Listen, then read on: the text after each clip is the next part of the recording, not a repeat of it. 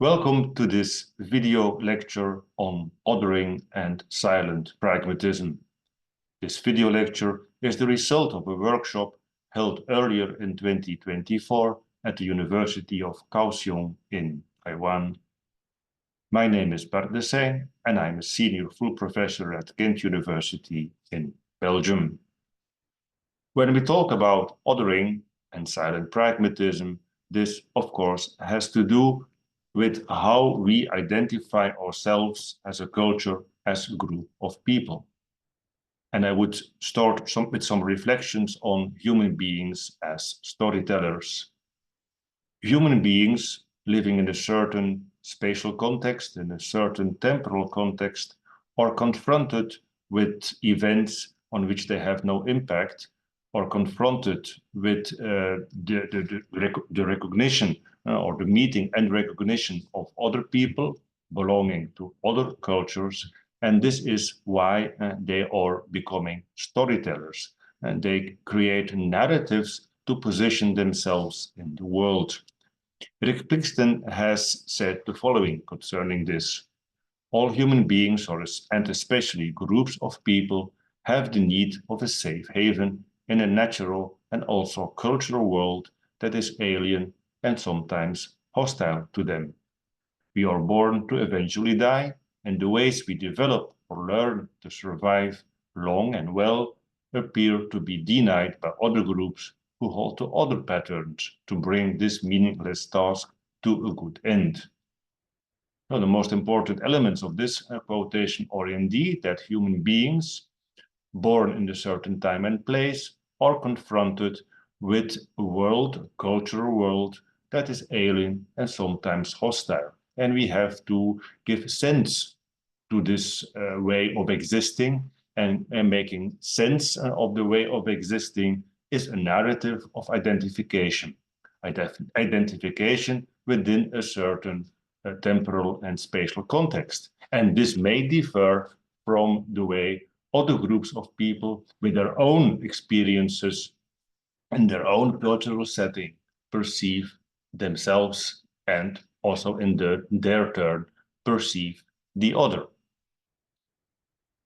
This is also why myths are very important in these narratives. Different from historical facts, which can be verified, myths, by definition, cannot be verified. And this makes them, because they cannot be falsified, this makes them all the more stronger. And this also explains why narratives are so important in identity making.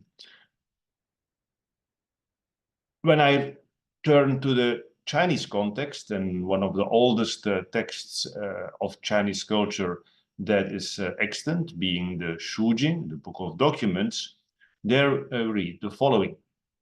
And this relates to identifying oneself and gradually also starting to perceive oneself as normative.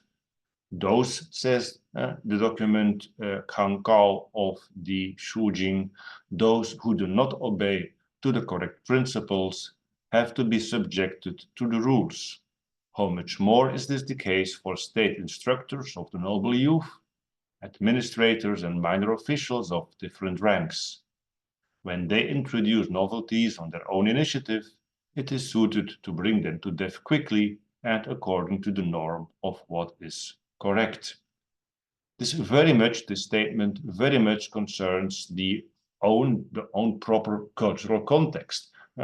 Through identification, one becomes, or one adds normative values to oneself, and adhering to these normative values is perceived as a way of protection, of maintaining one's own cultural tradition, which then, of course, by definition, also means maintaining one's own cultural definition as different from how other cultures may perceive and define themselves, and also have their own proper normative values as an identification marker.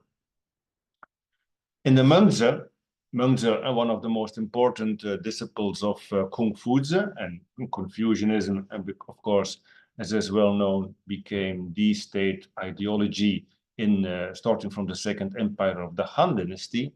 In the Mengzi, we also read a statement that relates to self-definition and othering. King Wen of the Zhou was born in Zhou in the vicinity of Mount Qi. He died in Piying. He was a man of the Western Yi. Yi, one of the many terms we find to refer to those people who are, quote unquote, non-Chinese. Interesting about this is, as I just said, Confucianism became the state ideology starting in the Han Dynasty.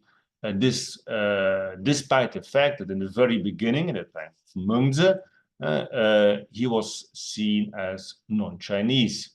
And this points to, in the later historical development of Chinese culture, the integrative aspect of different norms, of the norms of other groups of people within the Chinese cultural context, which is as much as saying that from the outset, Chinese culture has been a composite culture, has been a multicultural phenomenon.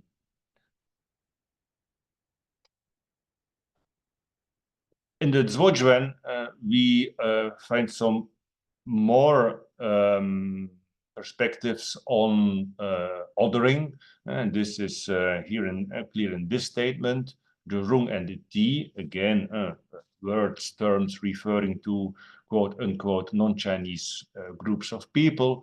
The Rung and the Ti, or wolves, for whom no mercy should be shown. And in the same Zhuojuan, we read, when someone of the Man, Yi, Rung, or Ti does not obey the orders of the ruler and harms morality through lack of steadfastness or drunkenness, then the ruler gives the order to attack them. Different from the previous one of the previous quotations, which I said this is an internal Chinese thing. When you deviate from a norm that has been established within your own proper tradition, this is perceived as an internal threat. Here we could expand that this remark to being normative, with respect also to quote unquote again non-Chinese. But still, the Huainanzi, and here we are in the Han Dynasty, and the Huainanzi interestingly states the following: when the children of the Qiang, the Ti, the Po, and the Ti are born, they all sound the same. But when they have grown up, one cannot understand their language because their education and habits are different.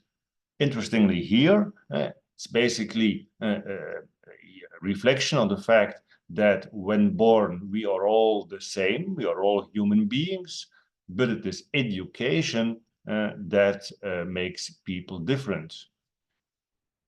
Reversely, of course, this also means that regardless of how, through education, our cultural norms may have come to be different, we are, in essence, still human beings. We all sound the same, and this gives the possibility, of course, for the second element of my talk, benign, or of the title of my talk, a benign pluralism, a benign pluralism that is related to the concept of silent pragmatism. Silent pragmatism and being very pragmatic in the way you deal with others without focusing, silence, without focusing on, call it ideological in the very broad sense of the word, without focusing on ideological differences, but looking at a way to modus vivendi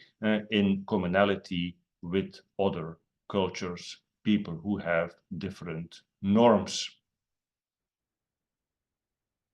I return to the Mengzi because this statement here refers to statesmanship, to ruling a country.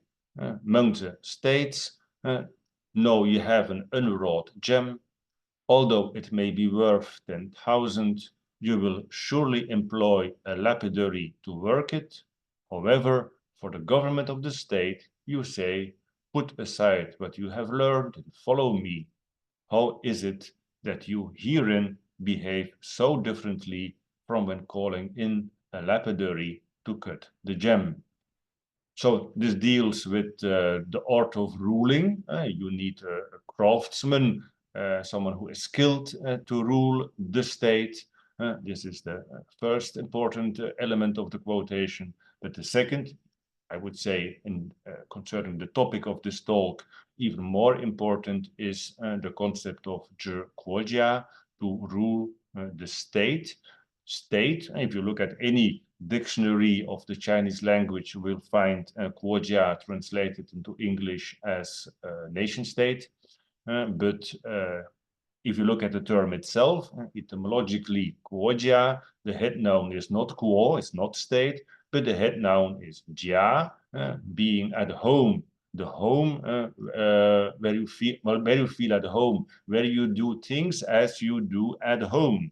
And so, again, this is a very important concept in respect to identity formation and to othering. It is ruling a certain territory that you have done from, since ever, because this is the way you do things when you are at home. And this being at home is determined by Kuo. Kuo actually also being a term that has an economic value, the Chinese agricultural economic system. Buddhism came into China through Central Asia in the course of the Han Dynasty. And with the fall of the Han Dynasty in the early 3rd century, in 220, then Buddhism gradually flourished. It became an important parcel of so-called Chinese culture, Chinese Buddhism, in the territory that was divided among different simultaneously ruling houses, and so a fragmentation of rulership of the erstwhile, or the territory of the erstwhile Han Dynasty, and then is reunited in the Sui Dynasty, which is a short-lived dynasty, in this sense to be compared with the First Empire of the Qin, which was also very short-lived, 15 years, and followed by the Confucian dynasty of the Han. So also the Tang Dynasty followed the short-lived Sui Dynasty. And here we see a very important change from a self-other dichotomy, which I illustrated in the previous quotes, to a concept of benign pluralism, which is, as I just mentioned, also related to silent pragmatism, to acting, behaving in a multicultural setting, which the Chinese culture is, in a pragmatic way, by not focusing on ideological differences, but looking at a way to live together. And this can very nicely be illustrated by the case study, let's say, of Li Yuan and Li Shimin, the first and second emperors of the Han Dynasty, known as, under their imperial names, Tang Gaozu and Tang Taizong. Now, when Li Yuan usurped, let's say, the throne in a military coup against the child emperor, the lost child emperor Sui Yangyou of the Sui dynasty, he installed himself as the first emperor of the Tang dynasty, and he asked his advisor Fu Yi what he had to do to make sure that his reign was long-lived, and of course also by expansion that the Tang rule would be a long rule, long dynasty. And Fu Yi, who was himself an ordained Taoist priest, advised the emperor in a text that is very well known. The text is called Qing Fei Ho Fa Yao, the request to abolish the Buddhist doctrine, and in which he looks for a scapegoat. It is Buddhism, says Fu Yi, that is responsible for the fact that there are no longer long rules. And so if the first Han Emperor wants to maintain his position and to make sure that the Tang dynasty is a long-living dynasty, then he has to get rid of Buddhism. And he says, I request that the heretical teachings of the Hu Buddha be returned to India, and that all the Shramanas, monks, be sent back to their hometowns. And he goes on saying that the evil Hu multiplied and flourished. This is, of course, the flourishing of Buddhism in the period after the fall of the Han Dynasty, which I referred to. And they multiplied and flourished, and the majority of them mixed together with the Hua. The dissolute language of the evil Hu was used in the studies of the Ru, Confucians. So it's the multicultural concept or actuality of China that is to be blamed for the fact that dynasties are short-lived. As I said, the previous period, up to the Sui dynasty, was characterized by simultaneously short-lived ruling houses in different parts of the erstwhile Han territory. And Fu Yi returns to the normativity I have been talking about when he says, if we, Chinese culture, were to transmit the teachings of Confucius to the Western regions, that is Central Asia, the area from which Buddhism entered the Chinese heartland, then the Hu would certainly be unwilling to practice them. The Buddha is a household ghost of one particular clan and cannot simultaneously act as a ghost for other lineages. How can a living being be urged to give offerings to a deity? This is a case of cheapening a bright jewel and treating a fish eye as precious. To administer the people, all that is needed is one chapter of the classic of filial piety and 2 chapters of the Lao Tzu. And here, of course, we see the affiliation of Fu Yi himself being a Taoist priest. There is no need for the Buddhist texts to be widely read. So the normativity of Confucianism and in the margin of Taoism is put to the forefront as against the alien Buddhist faith.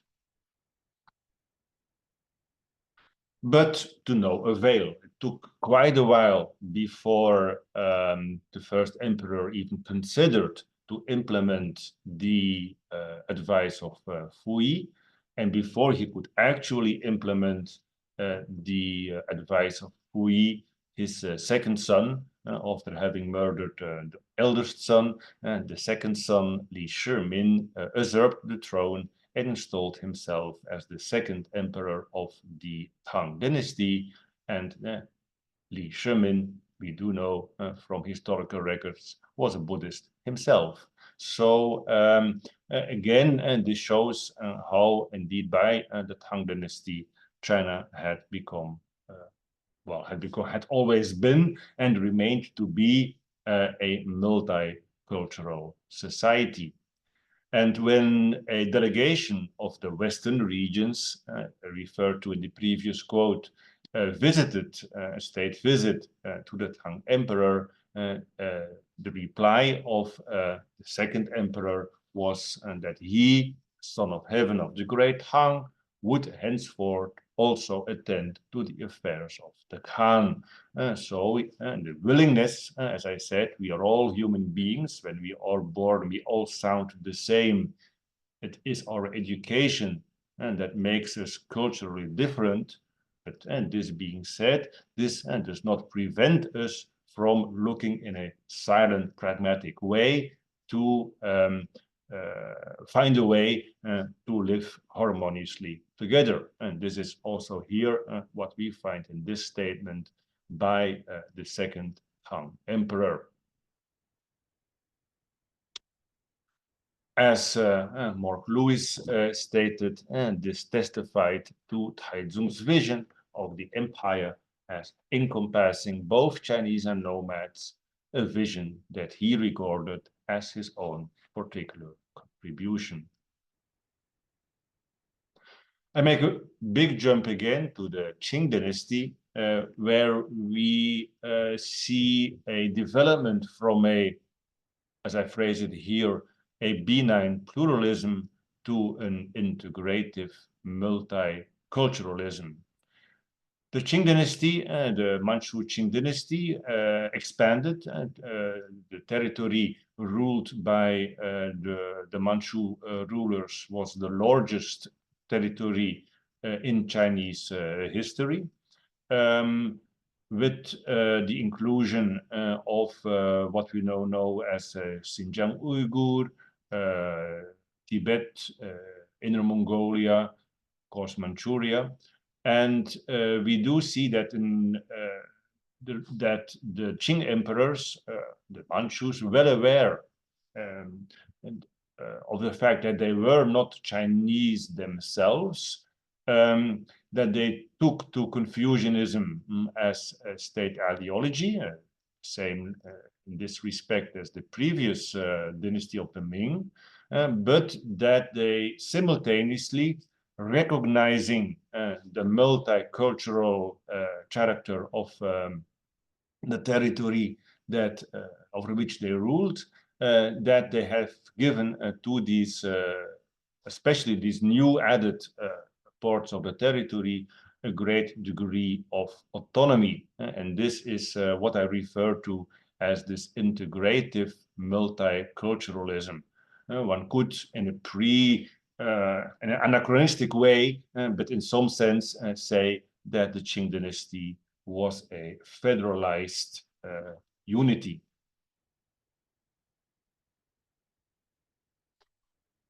And we see this, for instance, also expressed in this statement by the Yongzheng emperor, who declared that the mandate of heaven belongs to the one with the highest virtue, regardless of ethnic descent. So there is not this, of course, this is explained by the cultural background of the Qing dynasty, and Manchus, as I said, but this added to the conviction that indeed it was virtue that was important, not ethnic descent. So we have really gone a long way from the first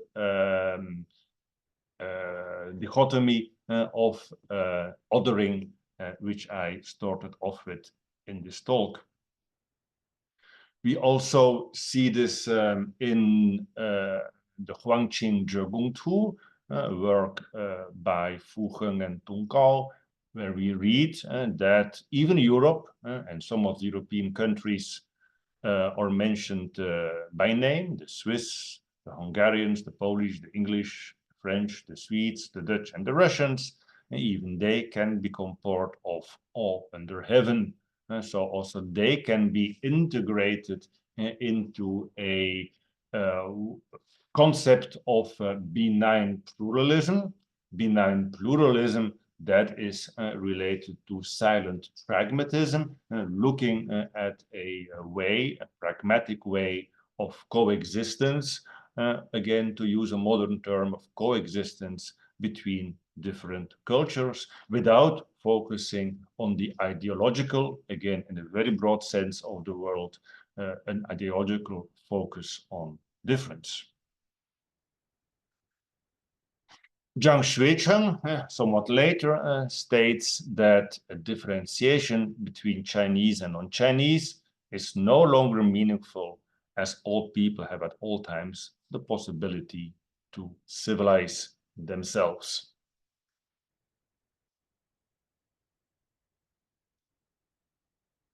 After the Qing dynasty, we have a few examples of failed attempts at homogenization.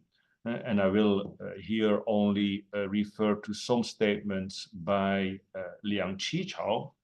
Liang Qichao, who was influenced by the ideas of Johann Caspar Bluntschli, and we find these statements in Zheng Zhe Shui Dajia Following Zhili Zhe Shui Shuo, the theory of Bluntschli's understanding of politics. We have to see this, of course, in the context of the decline of the Qing Empire, the confrontation with the European concept of nation state. I already had some remarks and reflections concerning the concept using the quotation by Mengzi on Zhe Guojia. So the idea that European nation states are characterized by a unity of an ethnic unity, a linguistic, a religious, a juridical unity, a perception of European nation states which is highly debatable, but nevertheless we see that this perception of the European nation states through the figure of Johann Caspar Bluntschli also has entered China, where we see some failed attempts at homogenization. A few quotations by Liang Qichao here.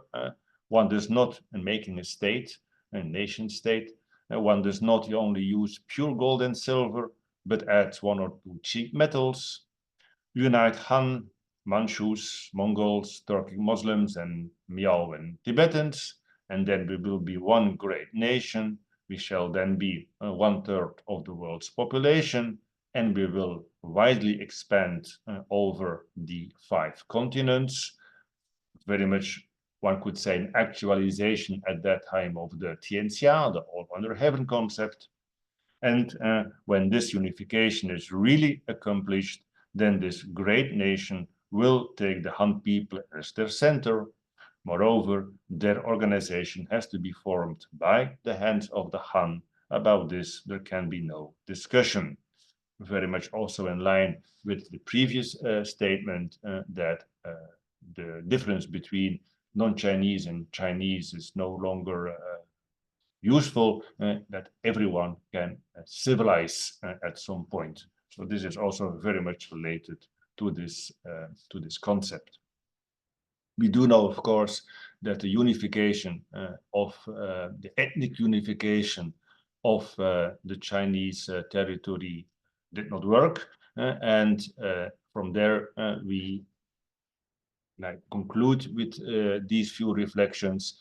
We see that we are getting back to a silent pragmatism. If we look at how China has further developed through the People's Republic of China, then we see that also here silent pragmatism is very much back on the agenda, which is phrased in concept of the harmonious world, which is again basically a term that relates or that is taken from even from the Shijing, the oldest historical document of the Chinese culture that is still extant, looking at a way how, without focusing on ideology, look at a way of how we as human beings can live in a pragmatic way, in a form of a benign pluralism.